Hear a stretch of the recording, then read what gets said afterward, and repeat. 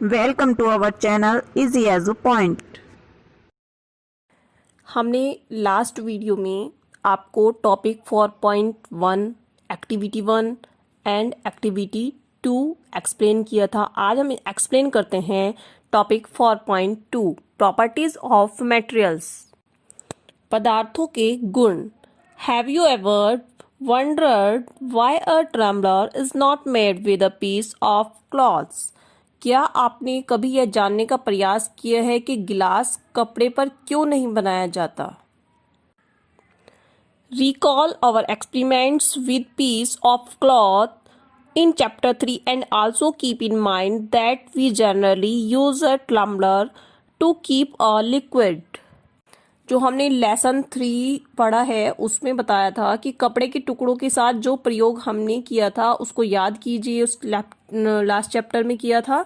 यह ध्यान में रखिए कि हम गिलास का उपयोग सामान्यतः द्रवों को रखने के लिए करते हैं।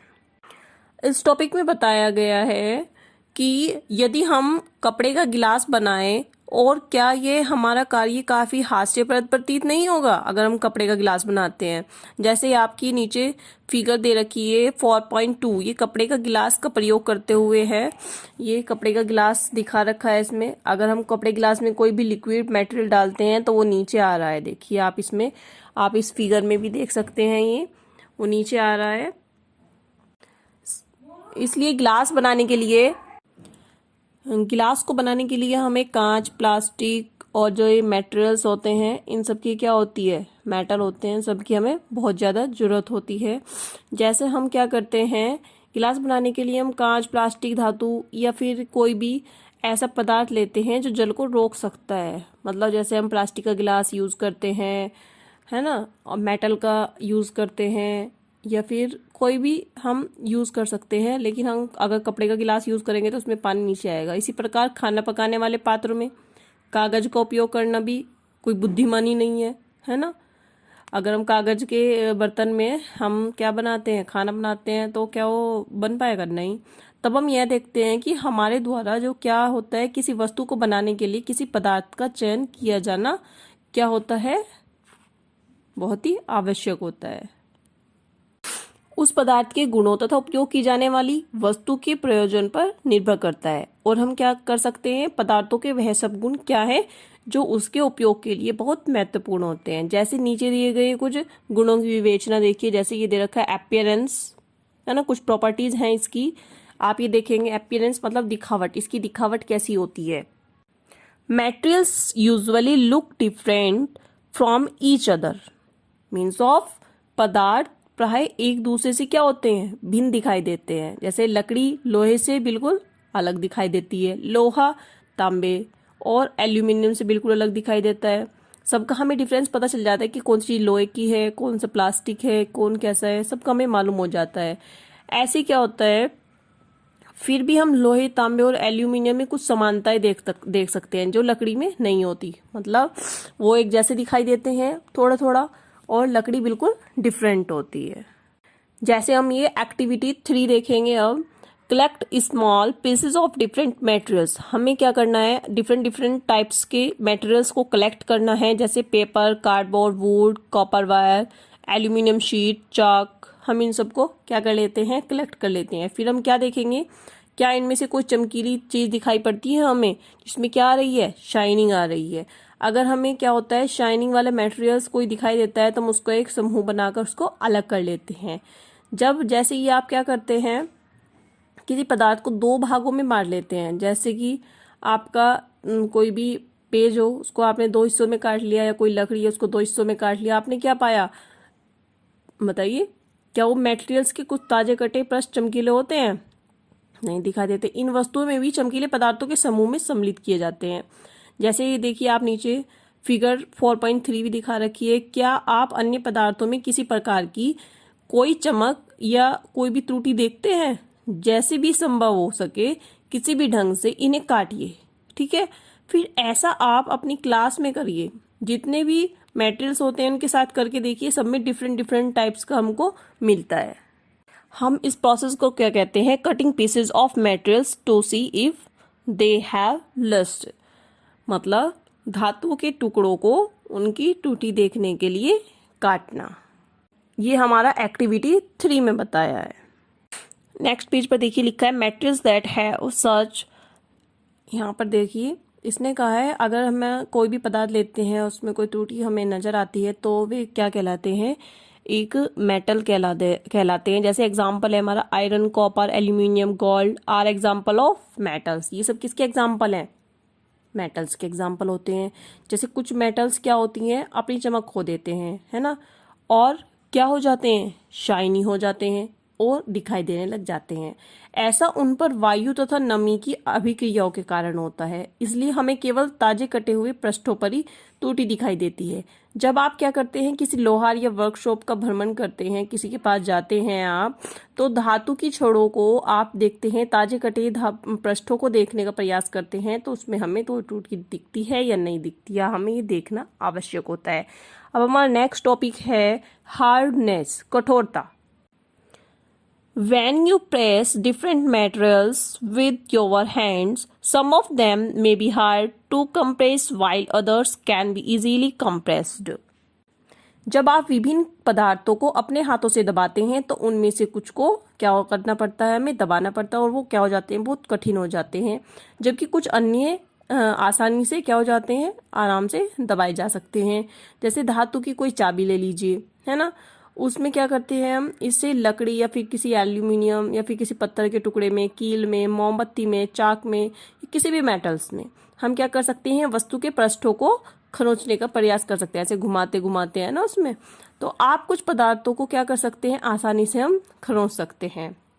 लेकिन क्या होता है, जब कुछ अन्य पदार्थों को इतनी आसानी से नहीं खरोंचा जा सकता, वे पदार्थ जिन्हें आसानी से क्या कर सकते हैं, हम दबा सकते हैं, है ना, तो या फिर खरोंच सकते हैं, तो उन मटेरियल्स को हम क्या कहते हैं, कॉमन मटेरियल्स कहते हैं, मतलब सॉफ्ट मटेरियल्स कहते हैं। जबकि अन्य पदार्थों को हम दबा सकते हैं, दबाना कठिन होता है, तो उनको हम क्या कहते हैं, हार्ड मटेरियल्स कहते हैं, मतलब कठोर पदार्थ कहते हैं, कठोर मटेरियल कहते हैं।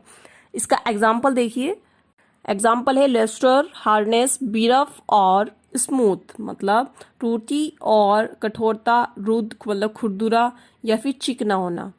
क्या आप अन्य गुणों के बारे में सोच सकते हैं कि किसी पदार्थ की दिखावट का वर्णन क्या होता है। अब हम नेक्स्ट टॉपिक स्टार्ट करेंगे जो एक्टिविटी 4 पर है। सॉल्यूबल और इनसॉल्यूबल, विले और एविले। एक्टिविटी 4 देखिए, एक्टिविटी 4 में बताया है collect samples of some solid substance such as sugar, salt, chalk, powder, sand and sawdust। कुछ ठोस पदार्थों जैसे चीनी, नमक, चाक, पाउडर, बालू मतलब रेत या फिर लकड़ी के बुरादे के नमूने एकत्रित कीजिए, मतलब उनको कलेक्ट कर लीजिए। और फिर क्या करना है, कांच के 5 गिलास ले लीजिए, प्रत्येक गिलास में लगभग 2/3 उसका पार्ट जल में भर लीजिए।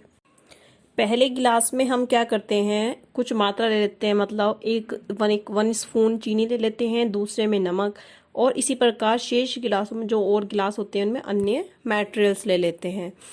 जैसे हम क्या करते हैं, प्रत्येक गिलास की कोई भी वस्तु है उनमें हम क्या करते हैं, चम्मच से उसको धीरे धीरे हिलाते रहते हैं, कुछ मिनट तक प्रतीक्षा करते हैं, वेट करते हैं। फिर उसके बाद हम पता लगाते हैं कि जल में मिलाए गए पदार्थों का क्या होता है। जैसे ही देखिए पिक्चर दिखा रखी है इसमें 4.4, ये टेबल 4.3 के जस्ट ऊपर है। इसमें देखिए, इसमें लिखा है what disappears what doesn't, means of क्या लुप्त होता है और क्या नहीं, क्या दिखाई देता है और क्या नहीं।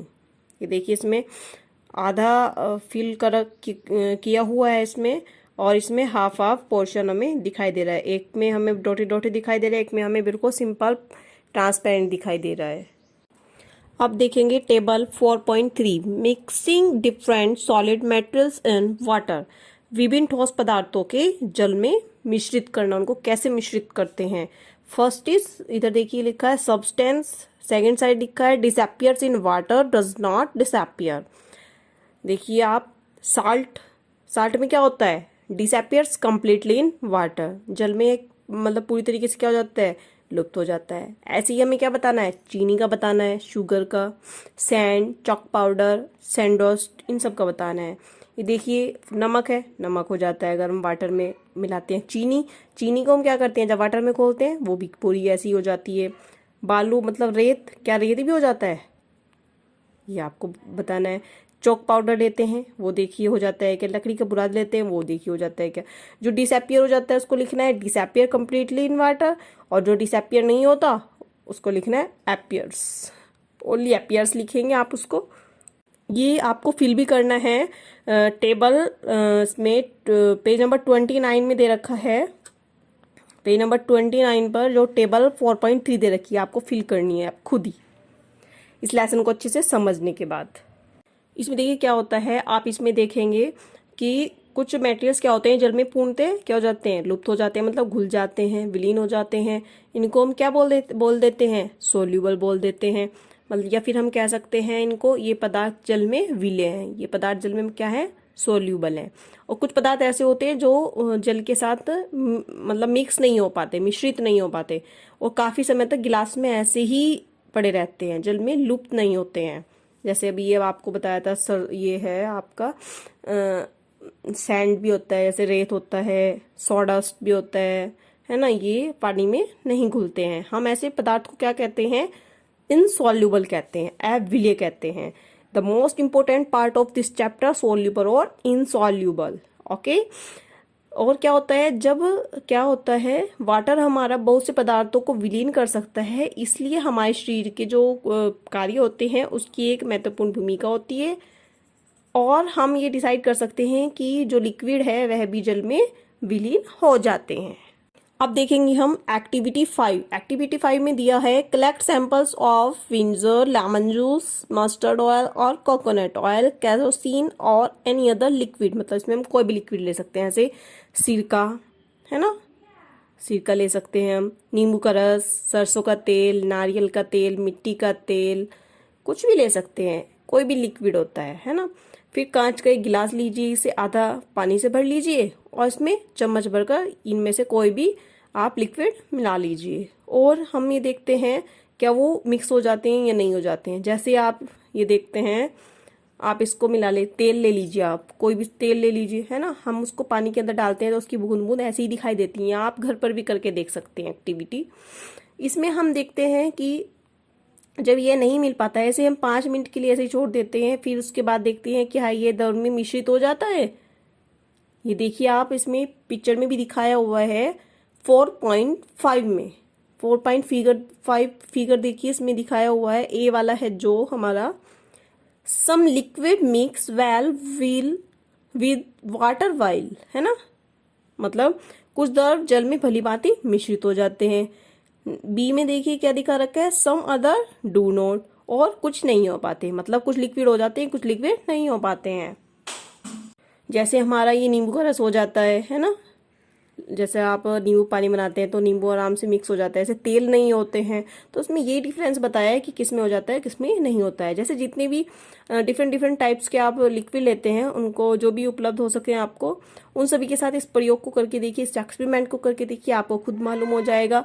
जैसे आपकी टेबल 4.4 है, इसमें देखिए आप टेबल 4.4 पेज नंबर 30 पर दे रखी है, ये इसके जस्ट ऊपर फिगर के, इसमें कहा है solubility of some common liquid in water, कुछ सामान्य द्रवों की जल में विलेयता, है ना, मतलब विलय हो जाते हैं वो या नहीं होते। ऐसे लिक्विड दे रखा है एक वन साइड, और दूसरी साइड दे रखा है mixes well, does not mix, या मिक्स हो जाते हैं, या डज नॉट मिक्स, या मिक्स नहीं होते हैं, है ना। जैसे इसमें देखिए लिक्विड दे रखा है, इसमें सिरका, सिरका क्या हो जाता है, पानी में मिक्स हो जाता है, नहीं हो जाता है, मिक्स वेल, अच्छे से हो जाता है, तो आप लिखेंगे मिक्सेस वेल। जैसे है नींबू का रस, लेमन जूस, ये हो जाता है, नहीं हो जाता है, हो जाता है, तो उसको भी हम लिखेंगे मिक्स वेल। सरसों का तेल, इसकी बूंदे बूंदे रह जाती हैं, है ना, तो हम लिखेंगे क्या, डज नॉट मिक्स। ऐसे ही नारियल के तेल का, ऐसे ही केरोसिन ऑयल का, ये ऑयल नहीं मिक्स होंगे तो उसमें हम लिखेंगे डज नॉट मिक्स। ये आपको खुद फिल करनी है। टेबल 4.4 टेबल आपकी 2 हो गई है, जो आपको फिल करनी है 4.3 है, 4.4 दोनों टेबल आपको अपनी बुक में ही फिल करनी है। ये आप इस चैप्टर को समझने के बाद अच्छे से, जब हम एक्सप्लेन कर देते हैं, आप अच्छे से इसको समझने के बाद आप ये टेबल खुद फिल कर सकते हैं।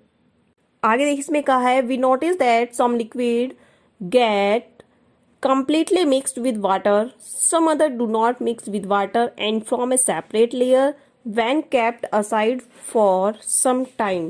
क्या करते हैं हम, ये देखते हैं कि कुछ दवाओं में क्या हो जाता है, जब लिक्विड लेते हैं हम उसमें कुछ वाटर क्या हो जाता है, पूर्णतः मिक्स हो जाता है।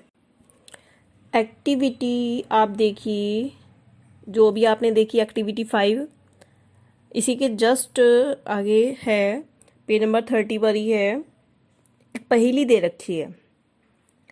देखिए क्या कहती है, बूझो क्या सुझाव देता है, ये कहता है that we also check if the liquid that we use in activity 5 mix well with some liquid other than water.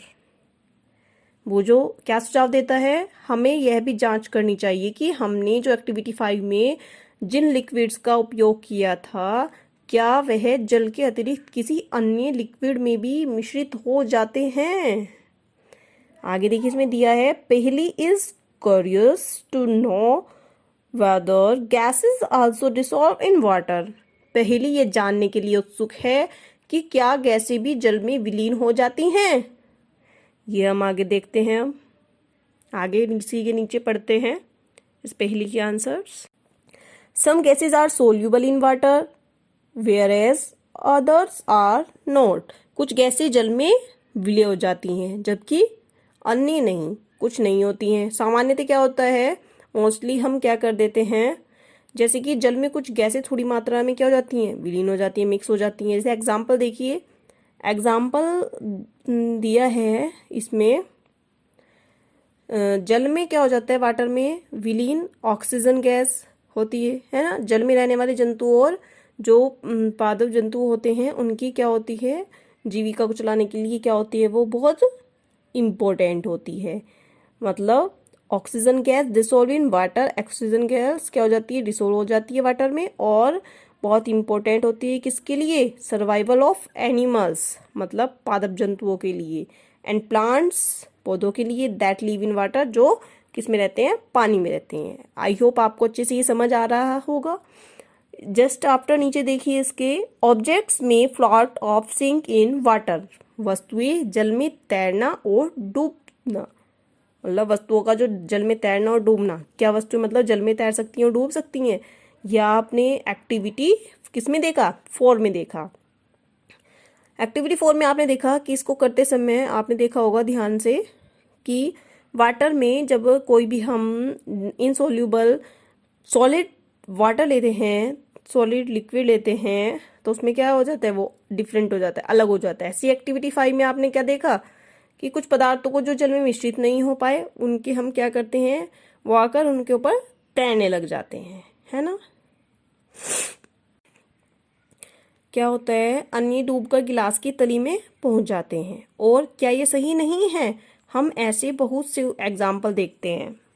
जैसे एग्जाम्पल क्या देखते हैं हम, जैसे दिखा है इसमें, Boojho would like you to give him 5 example each of objects that float and those that sink in water.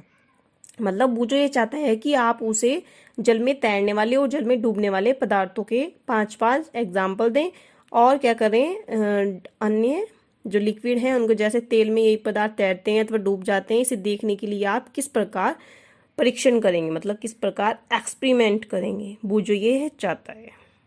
जैसे ये आपका फिगर 4.6 में दिखाया हुआ है, जस्ट ऊपर देखिए, सबसे ऊपर इस पेज नंबर 31 पर सबसे ऊपर है, some objects float in water while other sink in it. जल में डूबती तथा तैरती वस्तुएं, कौन सी वस्तुएं डूब सकती हैं और कौन सी तैर सकती हैं। ये आप घर पर भी आराम से एक्सपेरिमेंट कर सकते हैं। अब हमारे चैनल को सब्सक्राइब कीजिए, सब्सक्राइब बटन